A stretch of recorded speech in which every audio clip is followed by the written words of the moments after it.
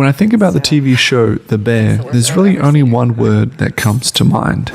Chaos. You fucking piece of shit! This is a show that thrives on creating chaos and dealing with the consequences that occur as a result. But what is it about this kind of chaos that makes it feel so interesting to watch? And more importantly, how do you create such chaos? And does it relate to chaos theory at all?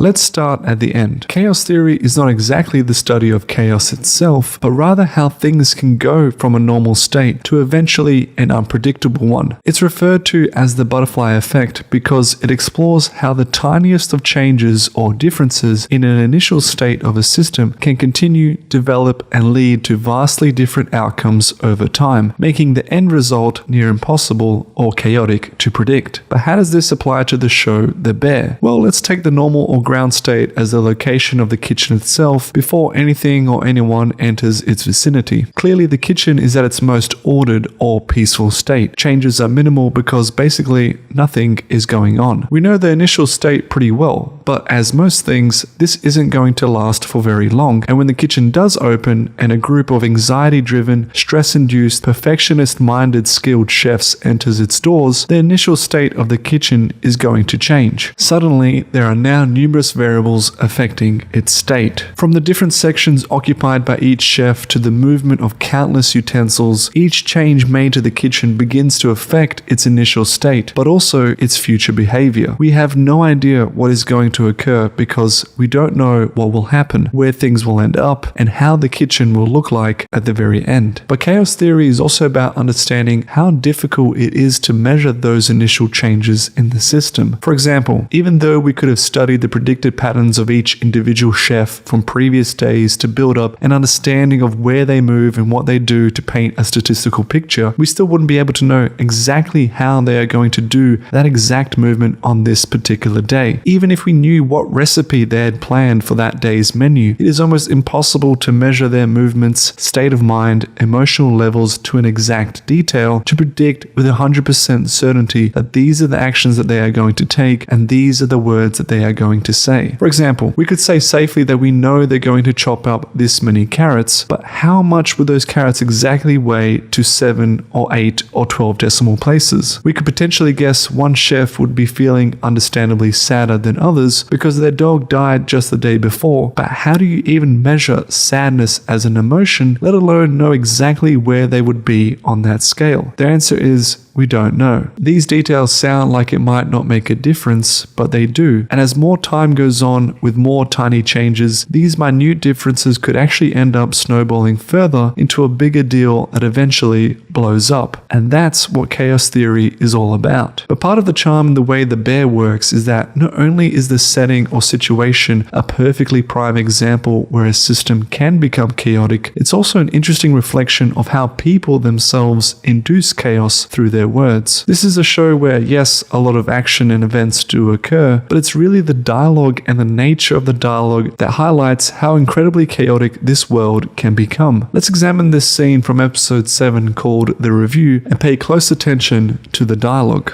Get out of my fucking way!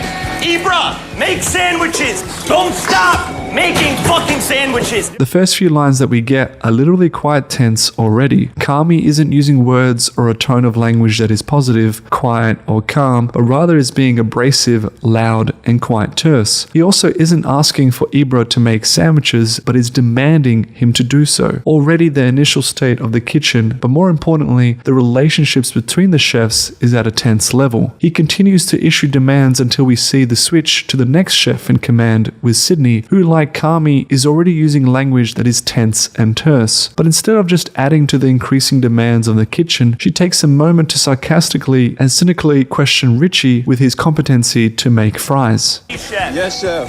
Tina, fire every single chicken we have, please, okay? Richie, do you even know how to do fries? Yes, I know we need them now. Okay, Marcus, where are we on cakes? Get in there. getting there. What the fuck do you...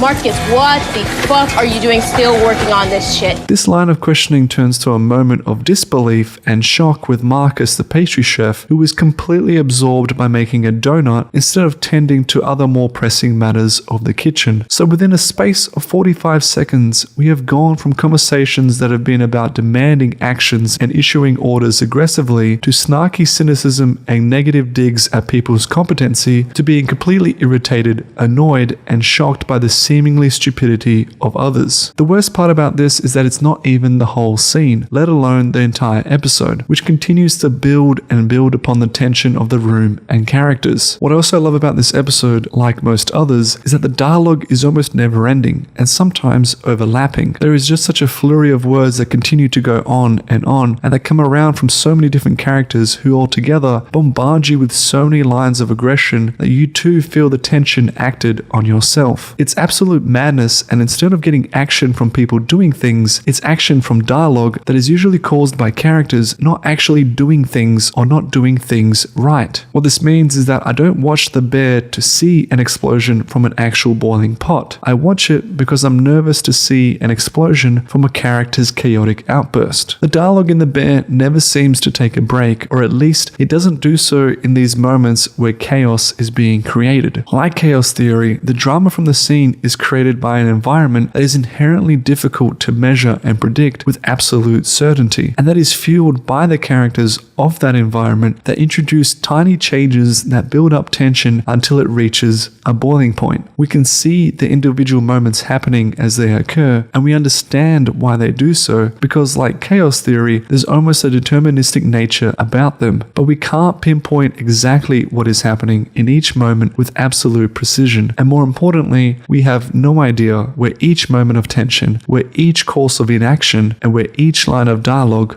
will take us in the end. Yo! 6 months is too long. We need to open this shit ASAP. Heard.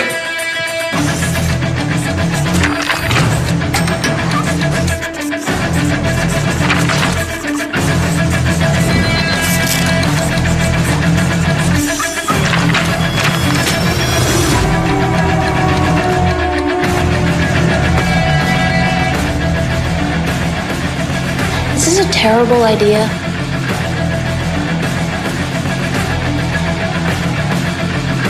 Cool. Good. Okay, yeah. Just making sure.